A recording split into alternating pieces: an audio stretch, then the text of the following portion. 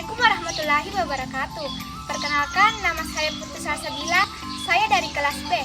Pada kesempatan kali ini, saya akan membahas materi yang mengenai metode-metode yang berpusat pada anak atau ramah anak. Ada beberapa metode-metode yang umum digunakan pada saat melakukan penelitian yang melibatkan anak. Yang pertama, yaitu percakapan atau wawancara semi terstruktur. Yang kedua, buku harian atau narasi kehidupan. Yang ketiga yaitu penilaian peringkat partisipatif. Dan yang keempat yaitu pengujian materi dan alat petunjuk stimulus. Selanjutnya, saya akan menjelaskan materi yang pertama, yaitu percakapan atau wawancara semi terstruktur. Di sini, metode ini memungkinkan adanya diskusi terbuka seputar tema atau topik secara umum yang dipandu oleh pertanyaan-pertanyaan terbuka. Kegiatan ini biasanya menggunakan rangsangan seperti gambar atau permainan. Dapat diterapkan dalam situasi berkelompok atau dengan anak secara individual.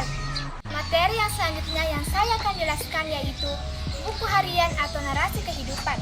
Metode ini biasanya digunakan agar anak menceritakan kisah hidup mereka, bisa dalam bentuk jadwal harian yang digunakan untuk mengidentifikasi kegiatan anak beserta alokasi waktu, atau dalam bentuk lay, misalnya buku cerita hidup, buku memori, buku harian, dan permainan cerita.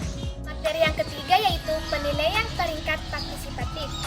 Metode ini umumnya digunakan peneliti dengan melibatkan anak secara berkelompok. Umumnya, anak diminta untuk mengurutkan gambar, masalah, atau jenis kegiatan berdasarkan tingkat kepentingannya. Materi yang terakhir yang saya akan bahas yaitu penggunaan materi dan alat petunjuk stimulus. Metode ini bisa menggunakan stimulus tertulis, misalnya pilihan kata, cerita pendek, atau studi kasus. Atau bisa juga menggunakan stimulus verbal, contohnya kartu bergambar, kartu perasaan, gambaran wajah yang menunjukkan perasaan seperti sedih dan senang.